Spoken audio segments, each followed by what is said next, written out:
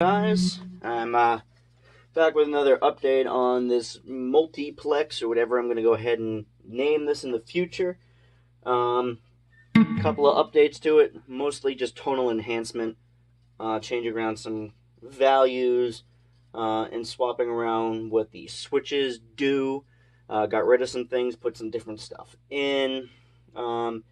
Right now, I removed the EL84 from the circuit because I never ended up using it, even in parallel with the 6v6, because I found it to be a little bit too brittle, especially with the volume crank. So what I did was replace the Novel socket with an octal one.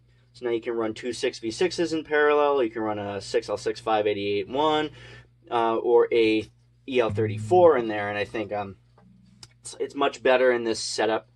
Especially since now I have one of those sockets biased really cold, the other biased really hot, so two 6v6s in parallel still get like this very different tone and a huge volume increase. And I think the coolest combination is the 588-1 in parallel with the 6v6. I don't dare try doing two 588-1s because I don't think the power transformer can handle it. As it is right now, it can barely handle the 588-1 6v6. It starts to get hot. Not too hot to touch, but definitely hotter than just with the 6v6 alone. Right now, I just have the 6v6 in because it's like 3 in the morning, and I don't want to play this too loud. Everything I'm going to try to do at bedroom volume, which I think is a cool little test too, because this thing sounds excellent at bedroom volume. Right now, I have it set to the early Plexi basement kind of sound, with the old Marshall value slope resistor and cap. Switched over right here. Got a 500 picofarad bypassing a 175K resistor instead of the normal 470K, because I was losing a little bit of gain and just wanted to get it back in the front there. Presence is 0.1 microfarad now. Also have a resonance knob, although it really doesn't do anything, I've noticed. I gotta come up with a different circuit for it. It's kind of noticeable when you have the master cranked all the way, but not entirely noticeable. I also changed one of the switches on the back to being variable negative feedback. So now we have down to 22K. Then next up is 75K, and then after that is 140K-ish.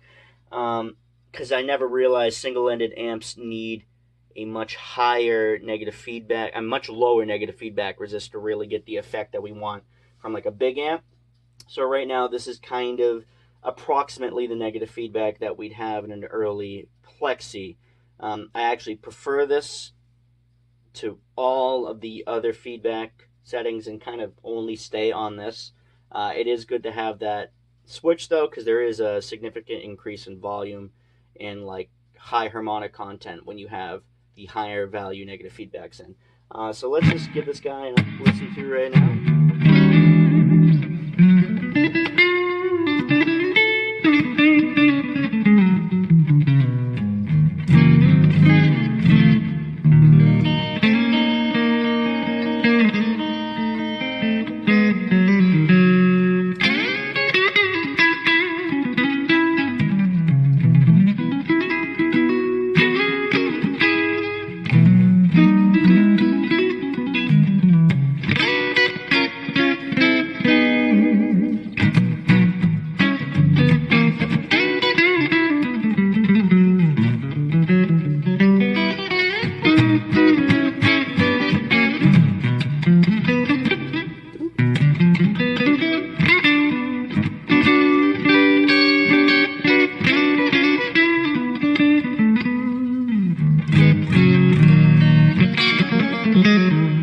Very clean sounding. I got nothing in front of the amp right now. I got a reverb and delay in the effects loop because I just like getting a little bit of ambience because this room is pretty dead sounding. Guitar I'm playing through right now is 1985 Pacer Deluxe with the stock Schaller humbucker in the bridge and some DiMarzio dual rails in the neck and middle position. Right now I have it coiled. No, I have it in parallel for the neck pickup. Let's swap it over to single coil.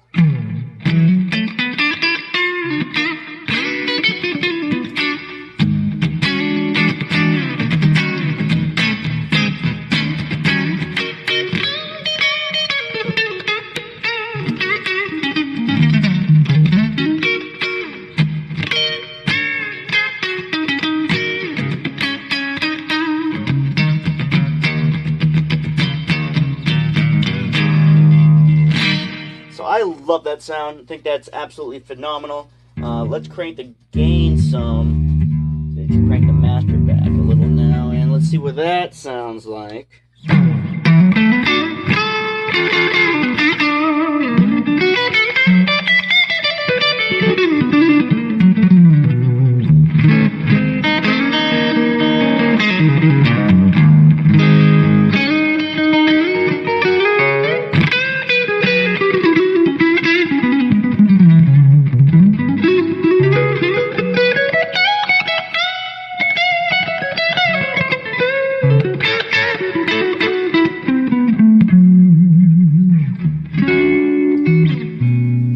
Of course, very, very touch sensitive, just like a real Plexi would be. So even though you got that grit going, if you just back off with the pick attack,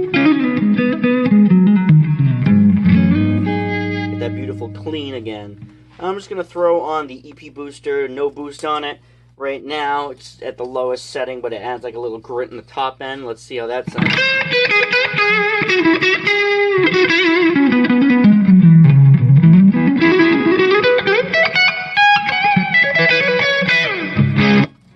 Oop, I think my cable just decided to go on me.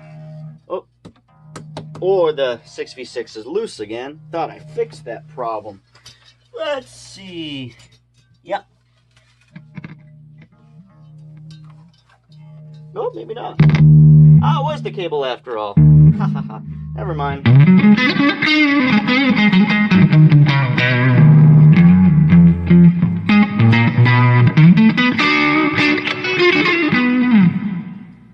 Switch that booster off, throw it into the humbucker. Oh, I need a new cable.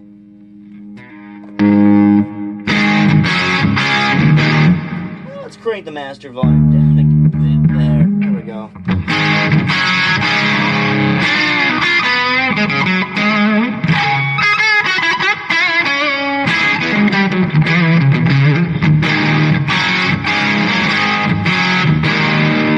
Nice and loose and chunky. Let's go ahead and put the bypass cap to 10 microfarads for the third stage. That was off until now. Now it's on for a little more gain and grit. Let's see how that sounds.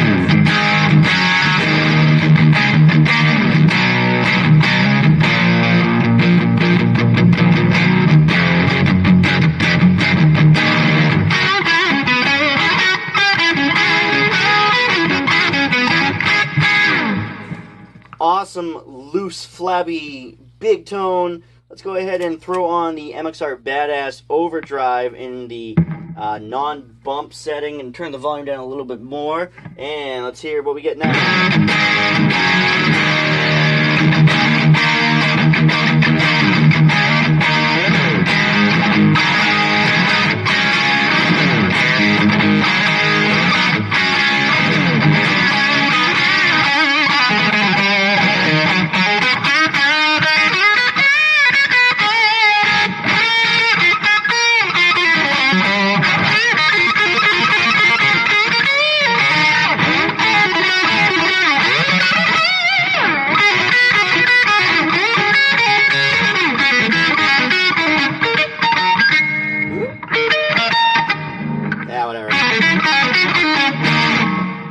So yeah, that's a really good sound. And let's throw the EP booster in there just for fun as well. Turn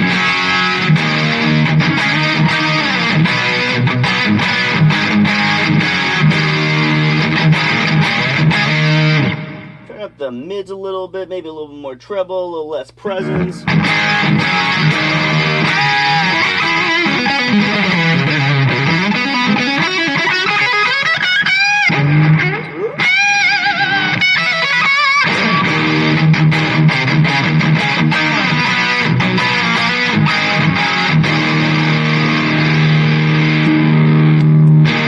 Reacts just how an old Plexi would to all those gain boosts up front. I think that sounds absolutely excellent. This is quickly becoming my favorite setting to play on, and it was made for all the modified Plexi sounds. So the fact that I'm really enjoying the stock Plexi the most is pretty surprising. It's very good for the gigging stuff because you can set it, be mostly clean. And then just kick in the other pedals, you know, to get that nice grit going. So let's see, what else can we do here? I mean, that's kind of the gist of this channel. Let me go ahead and unplug from the rear channel, plug into the front now, and flip that switch off.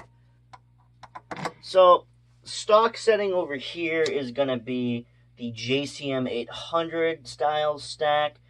This switch still controls the second stage is cathode resistor, and in this setting, cathode resistor with a cap bypassing it. So we got the 10K on there now, 250 picofarad bypass. I mean, yeah, 250 picofarad bypass for the volume knob. This controls a coupling cap from a lower value and a higher value. This is the lower value here. And then everything else, I guess, can remain about the same.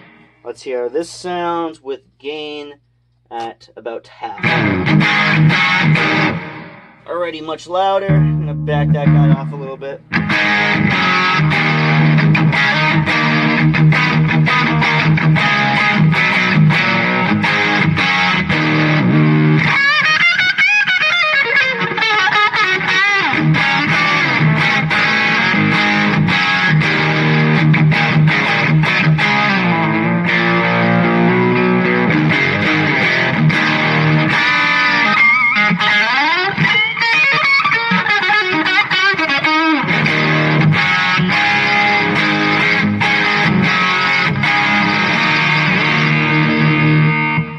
Very clear and big sounding. Let's crank the gain up all the way and get all that chunk in there.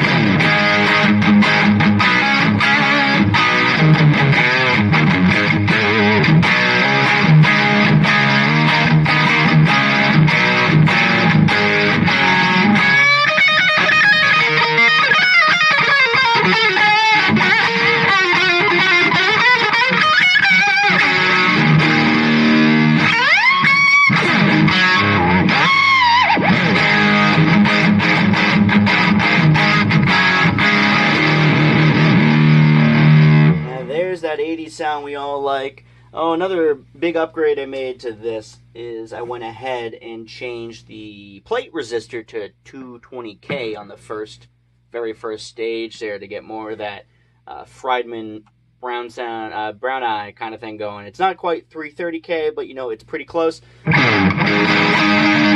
definitely comes through in how much more gain you get out of that. Let's go ahead and throw the boost on there. Annexar there with the bump on, and we'll get some of those tasty 80s leads. Go ahead and crank up the delay a bit.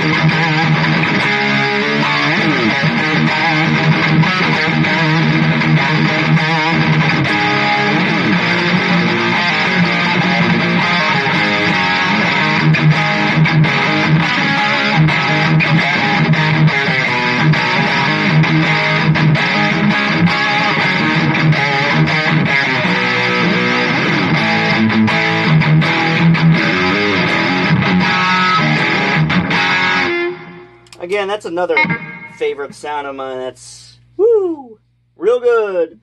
So let's go ahead and go into some of the modified sounds here. Let's flip into the number 34. I've talked about this one before. Sounds a little bit better now, like with that negative feedback and all that going on. Let's go ahead and crank those settings on in and hear how that sounds with the reverb, the delay a little more normal.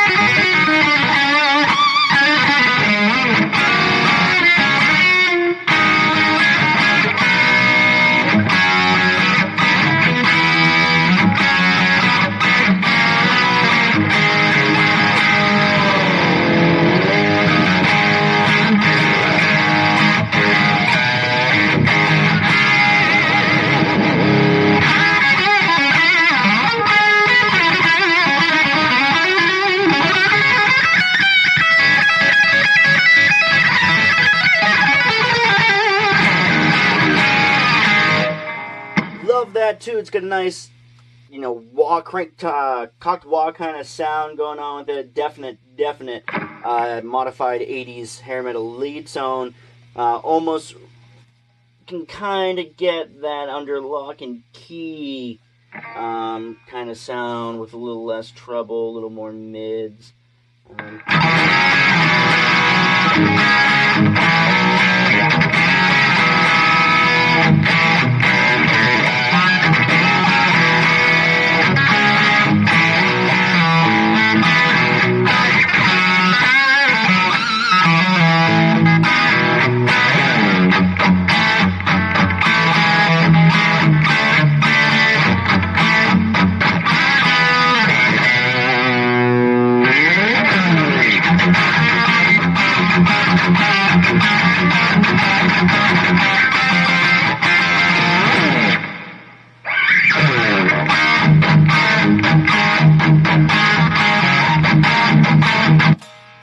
Oh, this cable really needed to know where the break is.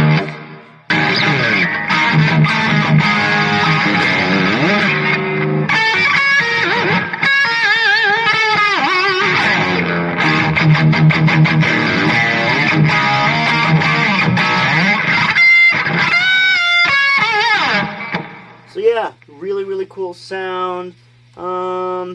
And then, you know, we also got the big guy here, the Mod 5, kind of. This is my take on the Mod 5 because I switched in the old value Marshall cap there. And let's see.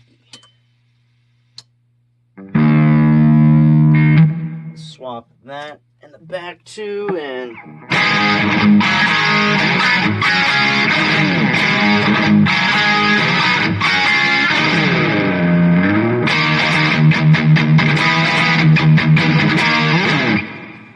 do a little less gain over there and put the EP booster up front.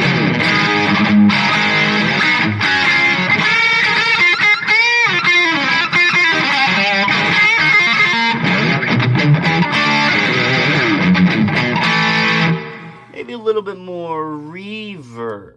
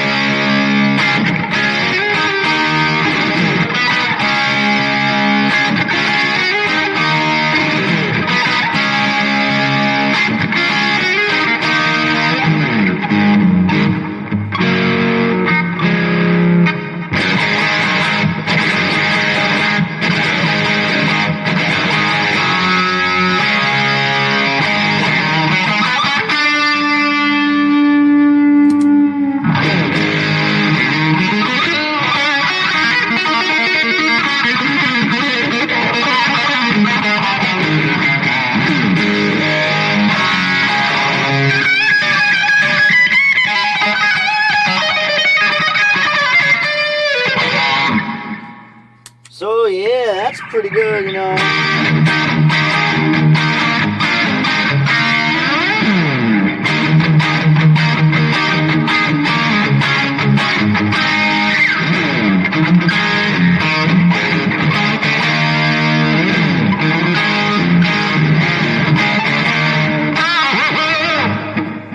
Really close, you know, to my ears at least. Especially since I don't have a greenback in here. That's a vintage 30 still.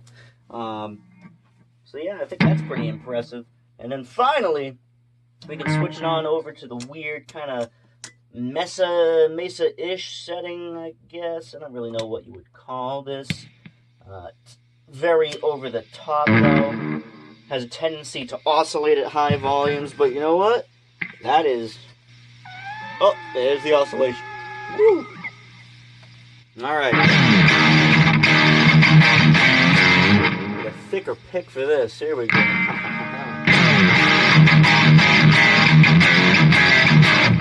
Now let's turn off all the... Is this cable? Which cable? Turn off all the time-based delays and stuff, and let's see what it sounds like dry. Oh, okay. You know what? I should have planned this out beforehand. Somewhere in there.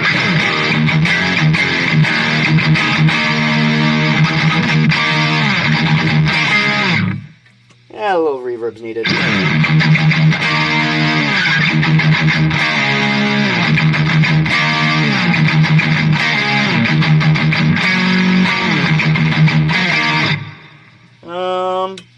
Change the coupling cap, make it a little tighter.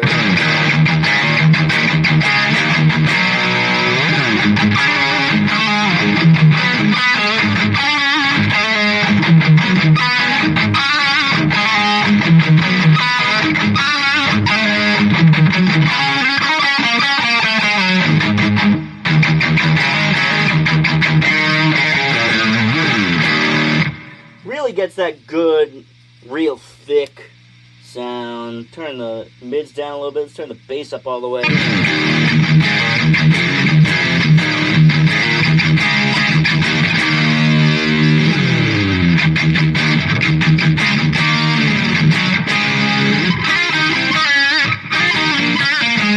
to play Crying in the Rain.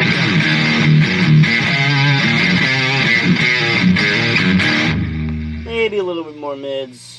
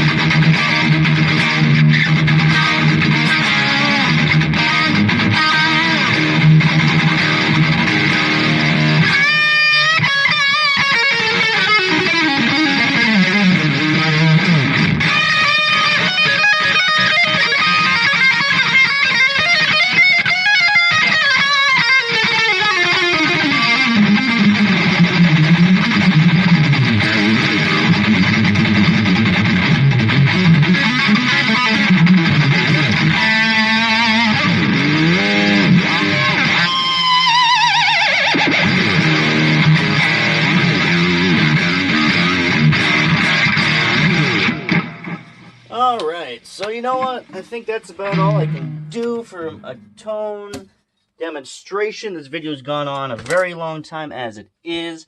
I'm going to go ahead and unplug all my stuff here.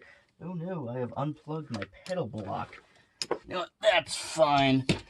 So, you know what? Let's go over what I changed to this. So, negative feedback I already covered. The cathode for the third stage is still the same as it always was, which was the 820 ohm with either no cap, a 0.47 microfarad, and a 10 microfarad. Second stage cathode, we have either a 2K with a 10 microfarad bypassing it, a 10K or a 10K with a 0.1 microfarad cap bypassing it. Let's see, so the first switch over here, way over here, controls the coupling cap of the first stage between a 0.047, it's lower value, and a 0.002 or 0.022, one or the other. And then next to that, we have the bypass cap for the 180K resistor leading into the gain pot, which is either 500 picofarad or 2200 picofarad. Scratch that, it's, 2200 picofarad. And then the next switch over is the bright cap, which is either 250 at minimum, and then you got 1000 picofarads at the bottom and 5000 at the top. The next switch over is the slope resistor and treble cap. And like I said, this is the cathode for the second stage. And then we got another bypass resistor for the 470K near the end of the preamp there, going into the last stage. That is a 100 picofarad, 500 picofarad, or no cap. Changed out the master volume to a 1 meg. I think it sounds much better. Get much more drive when it's cranked out. Also changed the, let's see, not the blocking resistor, but the grid reference for the power tube to a 220K. Makes it sound a little bit better. Then I got the def knob all the way to the right, which I didn't really touch much this demonstration because, it doesn't really do too much at low volumes. But that is a 0.1 microfarad cap with a 1 meg resistor wired up like a normal def pot would be. We talked about negative feedback, like I said, so that's all set. And then there was just the power tubes. Got to put together a real tone demo of this with it all mic'd up or through a DI box or something eventually, because it's an amazing sounding little beast here. And everyone I've had, come over and play through it has fallen in love with it. And I've had a couple of offers for people to buy it, but I don't think I can ever sell this with all the work I've put into it. I hope you guys like this little demo here. I know it's gone on for a while, but for the techies and the people who like to hear, different Marshall tones, I guess the more sounds available, the better. So thanks for watching. And anytime I get more updates to this thing, like installing the greenback in it, finally, I'll post some more videos. But as it is right now, it's probably going to be staying the way it is for quite some time. So thanks for watching, and this is Jared signing on out.